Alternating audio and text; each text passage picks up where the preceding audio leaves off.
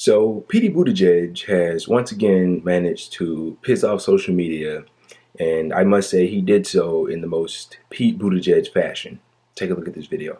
Long-term answer. What about a mileage-based tax? So I think that shows a lot of promise. If we believe in that so-called user pays principle, the idea that part of how we pay for roads is you pay based on how much you drive, the gas tax used to be the obvious way to do it. It's not anymore. So a so-called vehicle miles traveled tax or mileage tax, whatever you want to call it, could be a way to do it. Yep, that one was a doozy. So what I have in front of me is a Yahoo News article that really gets into the crux of this situation here. And I'll read a little bit of this to you before I provide my commentary.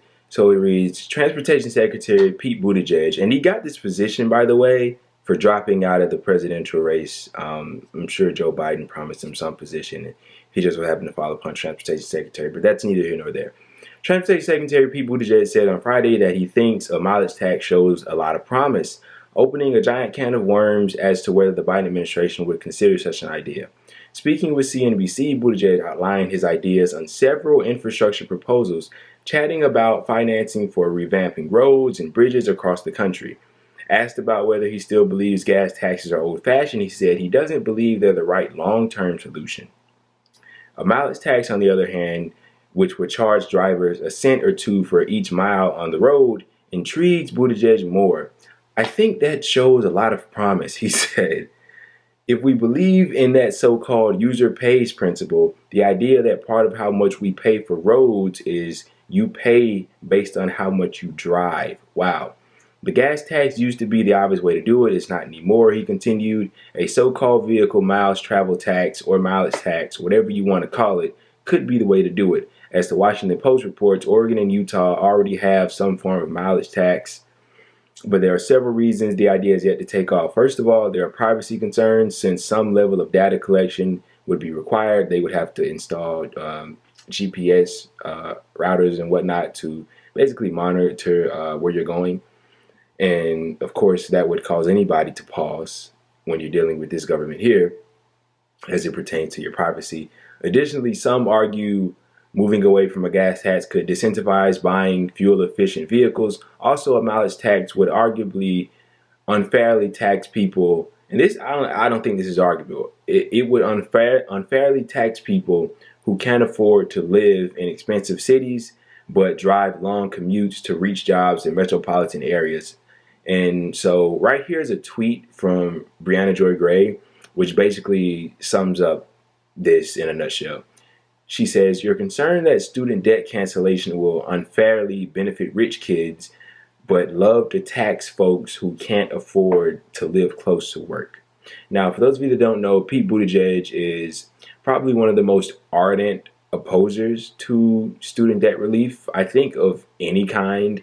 If not, of course, he's an opposer to outright abolishing all student debt, but I don't really know where he draws his line, but he is not on our side as it pertains to that argument. Now, I just want to point out this, at least as it pertains to Oregon, this mild tax program that they have is voluntary, and they do offer benefits to people that partake in it, such as they include credit to offset the gas tax they normally pay, and they also receive reduced registration fees for electric vehicles. Now, what I really want to talk about is what they're saying in regards to infrastructure, and that this mileage tax is a way to pay for the infrastructure and the funds for it. Now, Joe Biden recently came out with his infrastructure plan, and I'll probably cover that in a separate video. But what is this notion that we have to lean on the backs of working people and some others in order to fund an infrastructure deal or plan?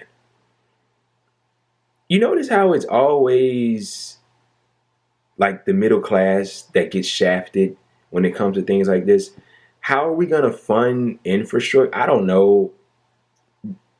Maybe dig into this over $900 billion that we throw at the military. And it's bound to reach $1 trillion at some point. Did you know our military budget was over $900 billion and rising? Quite ridiculous, right? You talk about a reallocation of funds. That seems like a good area to begin. I don't know, maybe we should tax the people that have the most wealth in this country. Something that we do not do currently.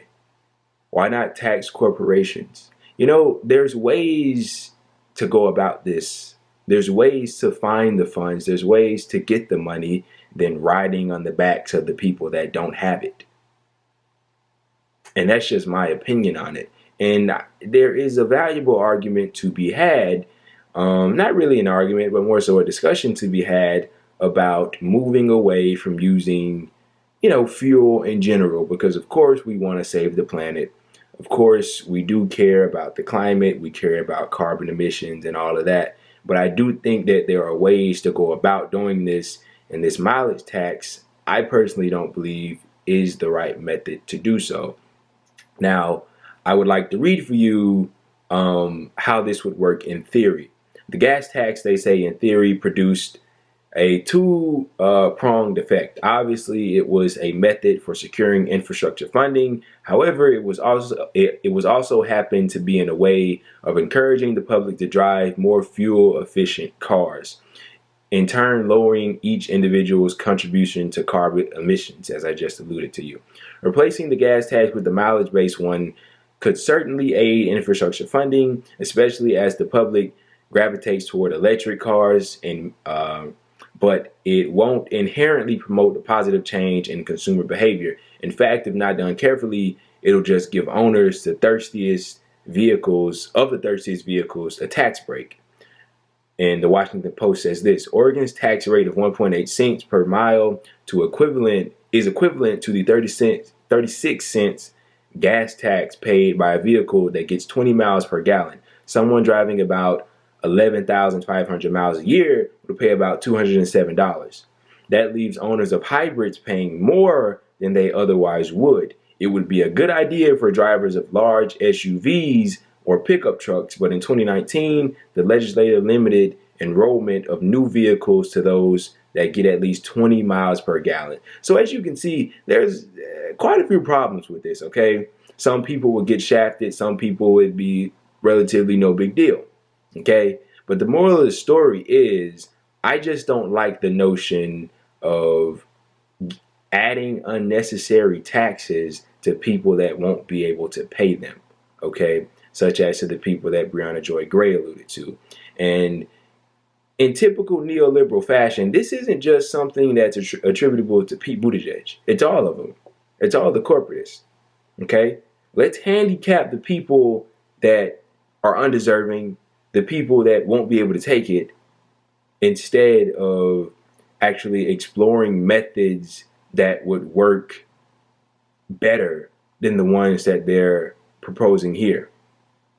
But this is Pete Buttigieg, and he's getting roasted on Twitter, and rightfully so.